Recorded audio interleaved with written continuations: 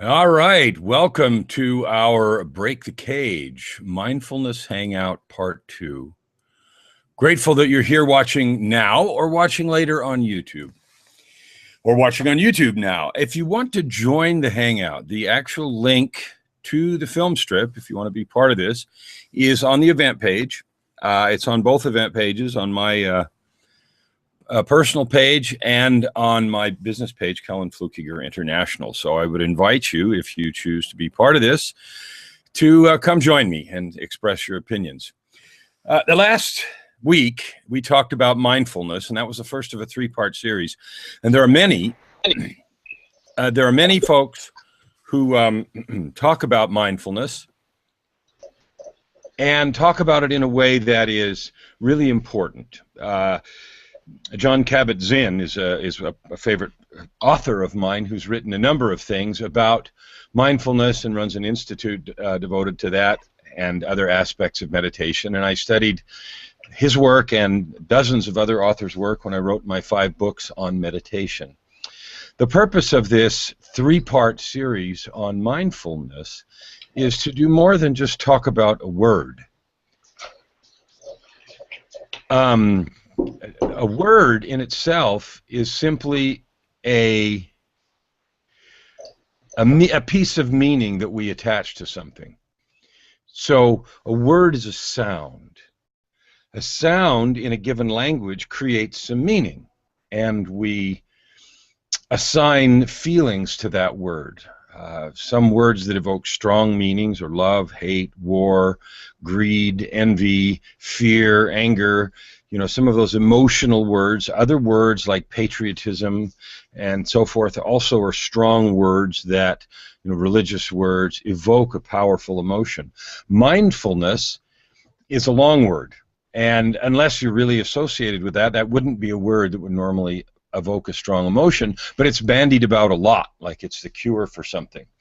And so what I wanted to talk about the last week and this week and next week is about that word, mindfulness, because it is talked about so much, and I'm making a couple of adjustments here.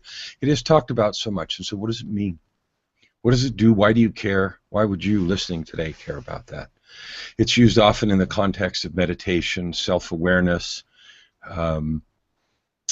It's also used a lot in connection with achievement, with the law of attraction, with execution, with all kinds of systems and programs designed to maximize your gifts and talents, or your life and legacy, or your relationships and love. All of the things that are important to us intrinsically, even when we don't stop and talk about them. So last week we talked about what I called 3 layers of mindfulness. And I recognize there's lots of ways to talk about it, but I explored it in terms of 3 layers. Layer 1 was the physical part, and unfortunately that's what gets talked about most, which is the physical part of mindfulness.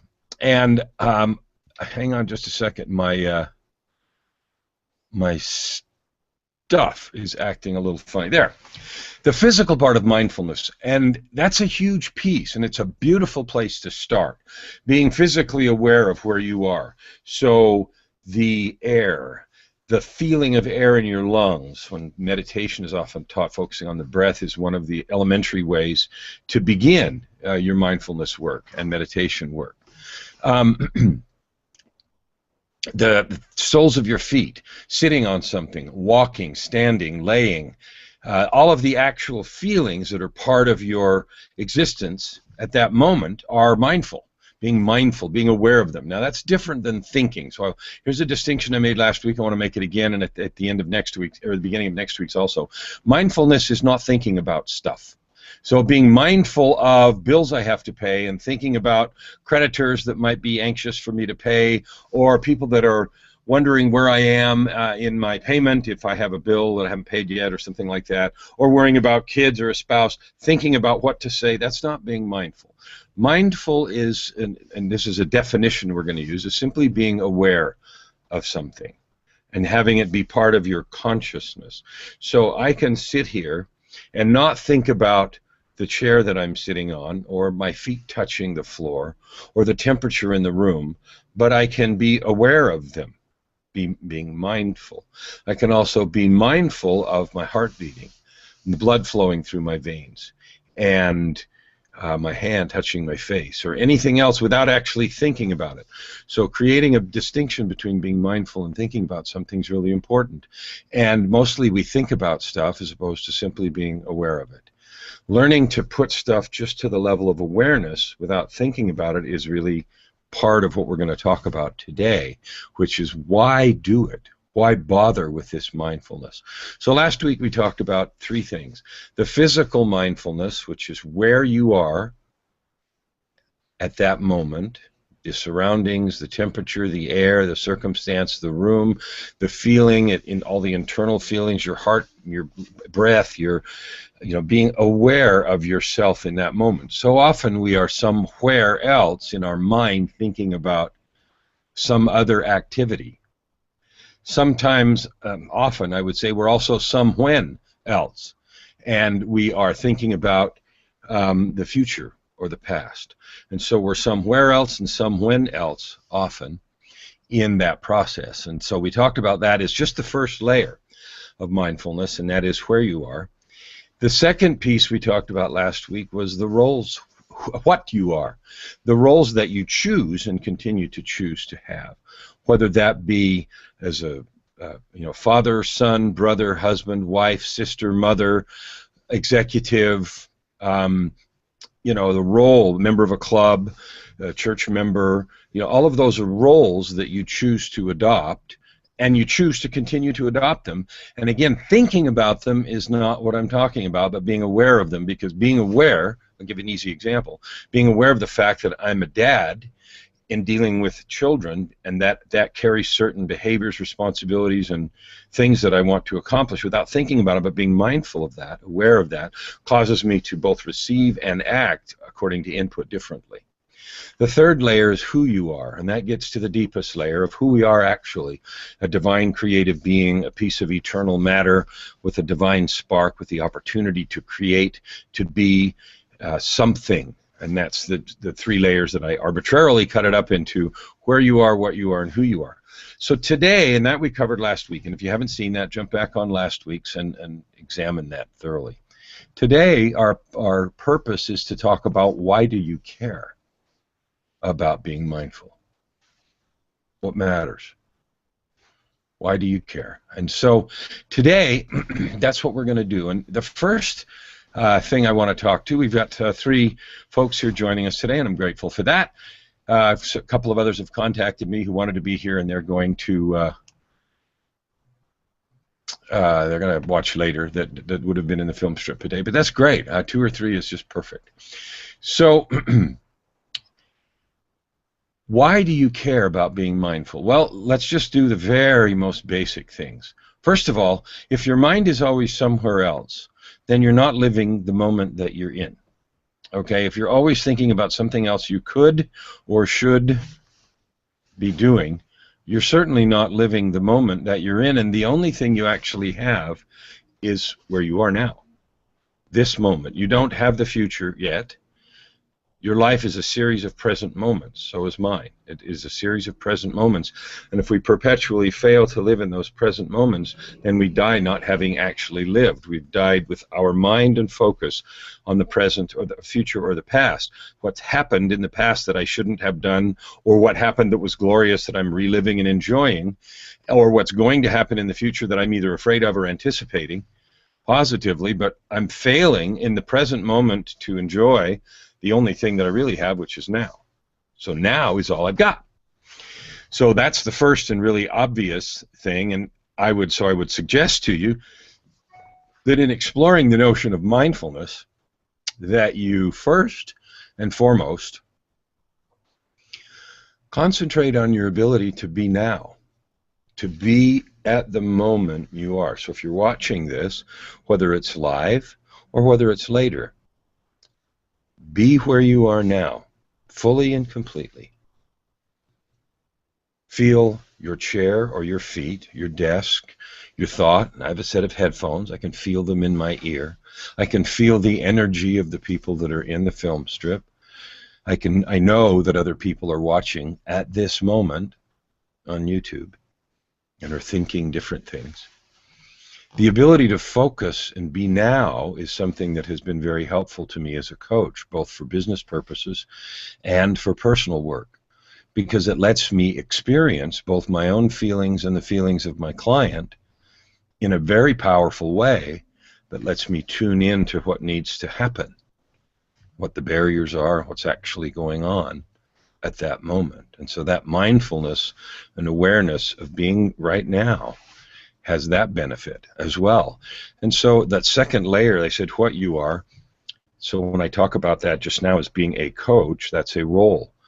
What I am at that moment is a coach for that client, and being mindful not only of the present moment but of my role as a coach at that moment helps me see and react in a powerful way with the client that I wouldn't do if I wasn't mindful of my role as a coach. I also find that if I take a break and start thinking about the coaching process, that it's distracting instead of just being mindful. So I hope that that distinction is helpful. So the first easy benefit is you get to enjoy your life as a series of nows and fully participate in each present moment.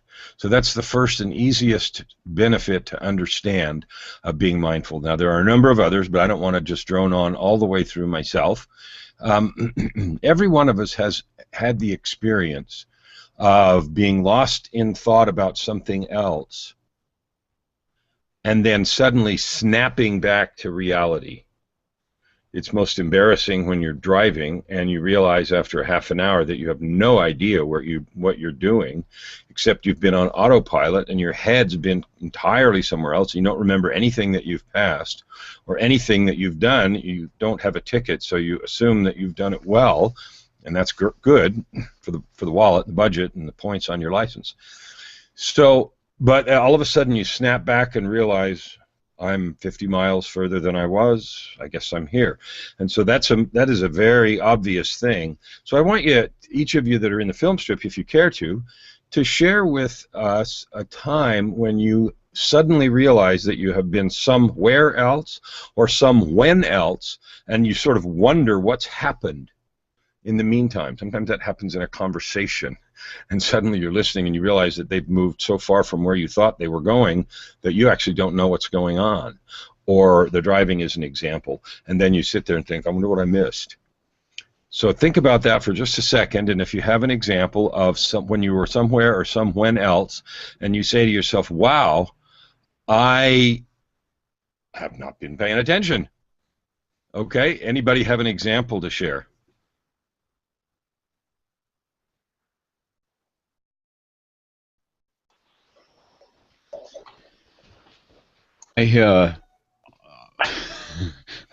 Maybe this is a little different from what you're asking, Kellen, but sometimes I notice when I'm studying, like when I'm watching the video from last week, the hangout from last week, for example, and absorbing it, and I find that I get very into it, and after a while I notice that I'm not even where I actually am, because I'm so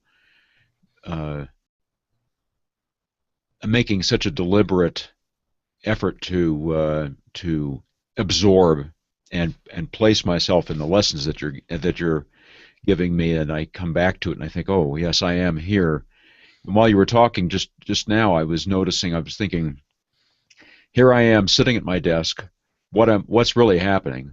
I'm staring at a camera and a two-dimensional image of you and hearing you in my ears. You're not actually here.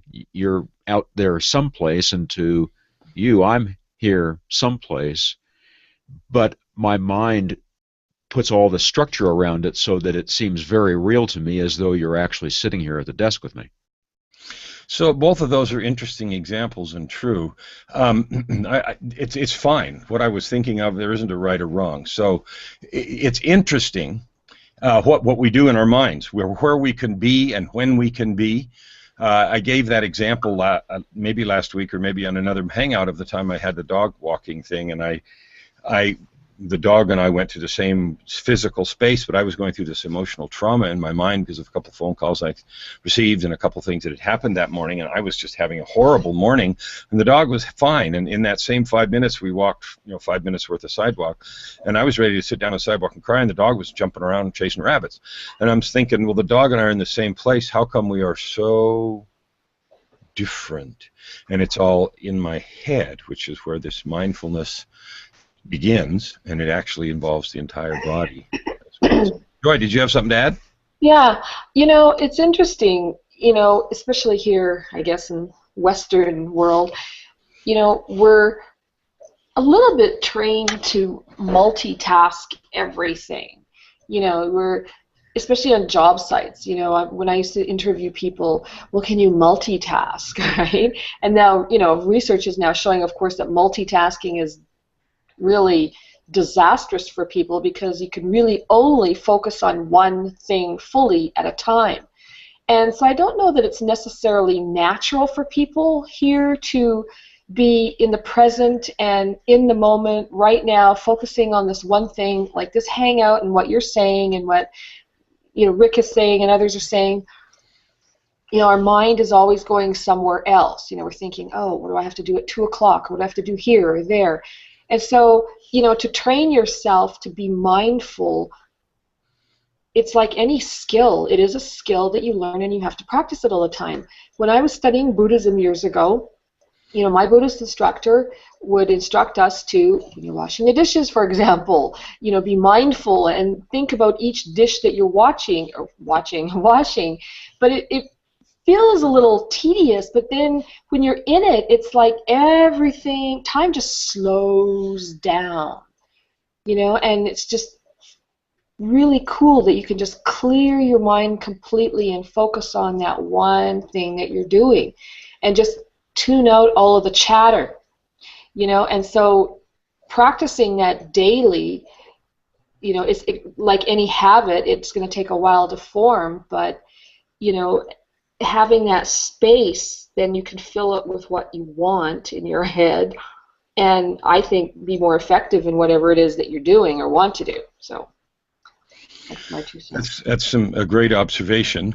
We've got Rick and Joy and Candy with us today. Thank you, the three of you, for joining us in the film strip. Candy, do you have anything you'd like to add? Yeah, I totally agree with you with that.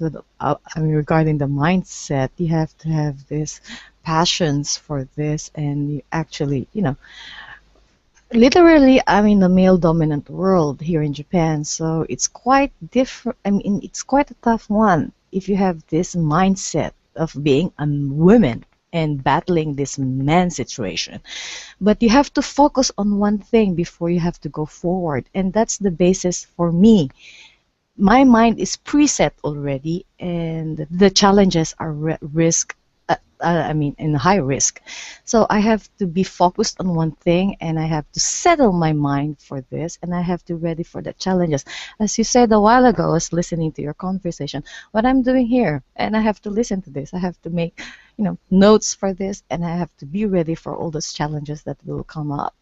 And you have a big point about that. You enjoy for that. Thank you very much. I appreciate you adding that to the conversation today.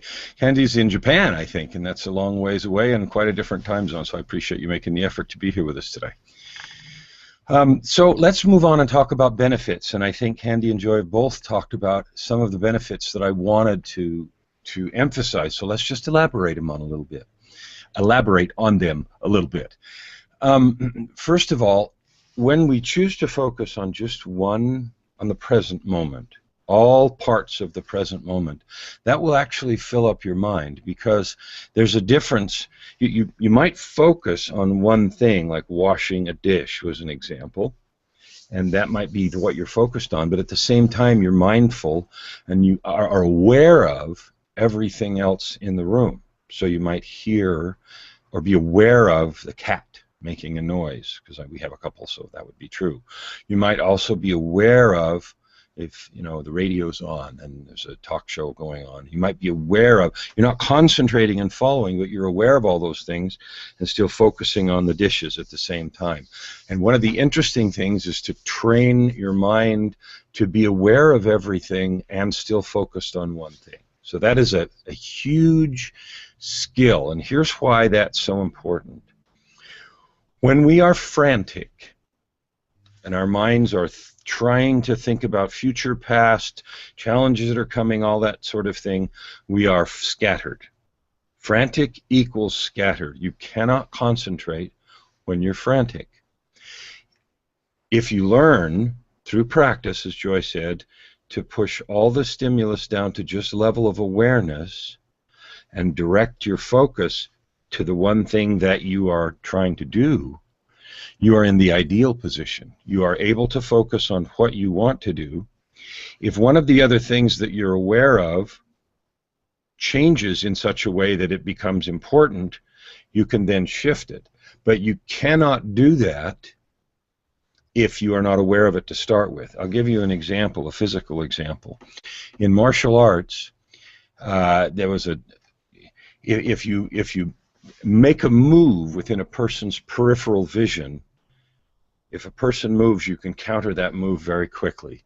If, on the other hand, the move originates from down below, like a hand that's down or too high, where it's not in the peripheral vision, and the move is already started, and by the time it enters your vision, it's already at full speed, your opportunity to counter that move is almost zero, because you can't think and move that fast. You cannot become aware of it, then decide to do something about it. If you're already aware of it, and at the instant it starts, your processing is there, then you can counter the move. So that's one of the foundation principles of martial arts, but also, expanded into all kinds of areas. You can think about that in business, you can think about that in politics.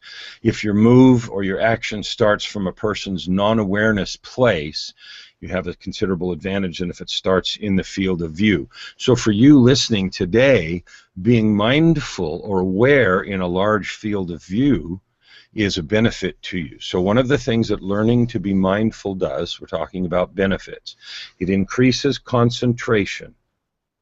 It increases your ability to react to circumstances, whether they are emotional circumstances, physical circumstances, and most importantly, ideas and thoughts. So if you're mindful and you're in a state of mindfulness yet concentrating on one thing, you are far better able to make abstract connections and see things that you might be able to do that will benefit you. So you're working on a project. You're mindful of all of the pieces of everything about you, but you're focused on one thing. In that condition of relaxed concentration, you're far better able to make, that's what I should do, those sort of discoveries that let you make quick progress, help you take big steps, than you are if you are in that sort of heightened state of worry, pressure, and not in a relaxed concentration that mindfulness builds. So that's two. One is the first one that we talked about, and then that second one right there is your ability to make abstract reason. The third thing that I want to talk about is living in a state of mindfulness, training your body to do that, has all kinds of biological and health advantages. It lowers your heart rate. It lowers your blood pressure. Many meditation and mindfulness studies have demonstrated this. So this isn't just me talking. There's lots of laboratory studies that demonstrate this sort of thing. And so meditation, the reason I mention them in the same breath, is a great practice to learn to become mindful. So let me describe that so you can begin to get these benefits for yourself. Some people don't understand meditation. They assume that it's some kind of religious practice, and it is part of a number of religions. But meditation itself is an intentional relaxing of the mind and the body. Let's just use that definition for a minute. So relaxing, the way you do it, there's several ways, and I wrote about all those in the books that I wrote. But let's just talk about one. One of the first and easiest ways to learn to meditate is to think about your breath. The reason is it's always there. It's regular, it's rhythmic, it's inside of you, it involves a number of sensations, and it's a great place to focus your attention.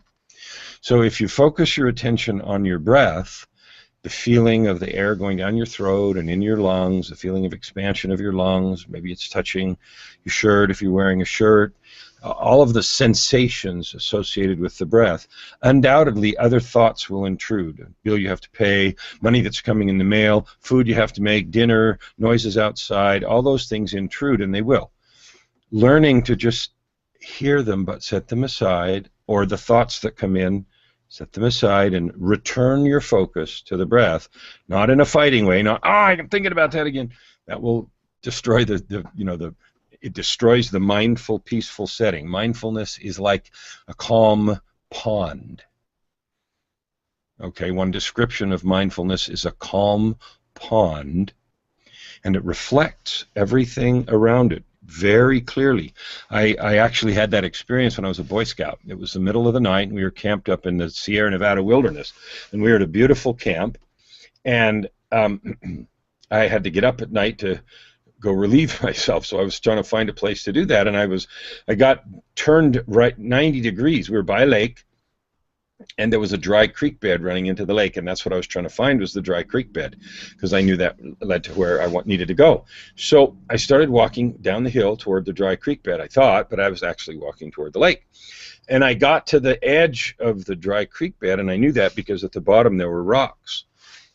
And I just took a little hop to hop into the creek bed and to go forward, and I actually hopped into the lake. And so suddenly I was up to my knees in water. And I thought about that afterwards, and what had happened was that the water was so still that there was no reflection even from my flashlight to me. I could not see the water. Yet the next morning I realized that it was perfectly glass and reflected every tree and mountaintop in perfect stillness. Now, I have never seen water that still before, and it was cold because it was up in the Sierras, and so it was a cold shock to find myself knee-deep in the lake. But it was funny, so I laughed at the same time. I, of course, jumped out, but I thought about that again and again and again over my life, because I was like 13 at the time, and that's a long time ago. The stillness of the lake and its ability to be completely still and reflect everything in a completely perfect fashion. And that's like the mindful mind. It is completely relaxed, able to reflect everything, and yet focus on one thing. So that there's biological benefits, there are spiritual benefits to your connection with the universe, to your connection with your companion, your partner, your connection with your children, your connection with your job, and all of the roles that we talked about in the what you are. And then at the deepest level, it is a powerful way to become connected with who you are as a divine, powerful being. So there's benefits on the where you are level, on the what you are level, on the who you are level. They're spiritual, they're physical and emotional, all kinds of benefits that are real and tangible and allow you to make great progress or solve problems in a powerful way. So I'm going to stop again and ask for comments from my panel here, if there's any experiences that you'd like to share to further the discussion, or comments that you've thought of as I've been talking. Any adders here? Well, regardless of meditation, I totally agree with you, regardless of religions and everything. I really totally agree with you. Personally speaking, I do meditate on my own self just to focus on one thing. And it gives me a lot of benefits. Well, one is that it's self-control. I found myself in a relaxed mood, and it gives me all the benefits I want. The universe itself, I can feel the universe is there for me. The focus is there. And I think that's the one thing that sometimes you have to detach yourself from the outside world to the meditation world, regardless of any religion. I'm not pointing of certain religion, but I think that's the really important thing if you want to have a free time for yourself, just being yourself. And that's a good point, Kellen. I really agree with that. Meditation is one thing you can have a lot of benefits. Aside from those benefits, one thing I found out is self-control inside and out, and that's a very good point. And I think for some people we are living in a stress world right now, I think we need a break for that, every one of us. Well, thank you very much. That's an excellent point.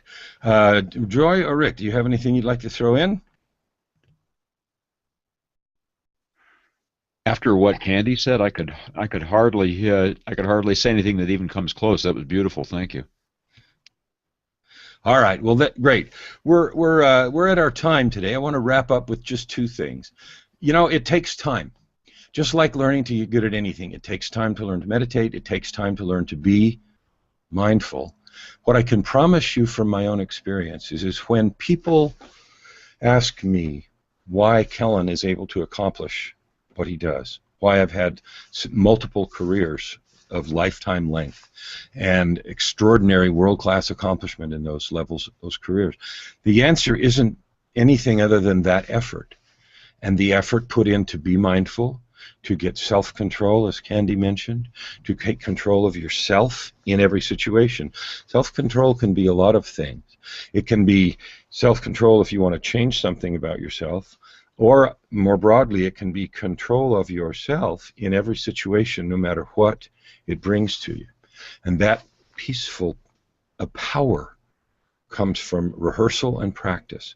It comes from exercising it in a state of non-threatening action, so that when difficulties come, you have that as a tool. If you haven't practiced, you can't do that. And every sport, every military, every art, every performance demonstrates that. So it is worth the time to practice. Now, the reason I do these Break the Cage hangouts every week is because breaking the cage, breaking free of the barriers and boundaries that hold you in, is something that I teach. It's an important part of my life and of my work. So if any of this interests you to pursue further, breakthecagenow.com is a website that I have that you should go take a look at. breakthecagenow.com is a place you can find out a little bit more. And my other phone is ringing because I've got someone calling me. Anyway, thank you very much for being here today. We're going to have a third hangout next week, and that one is going to be on how to do it.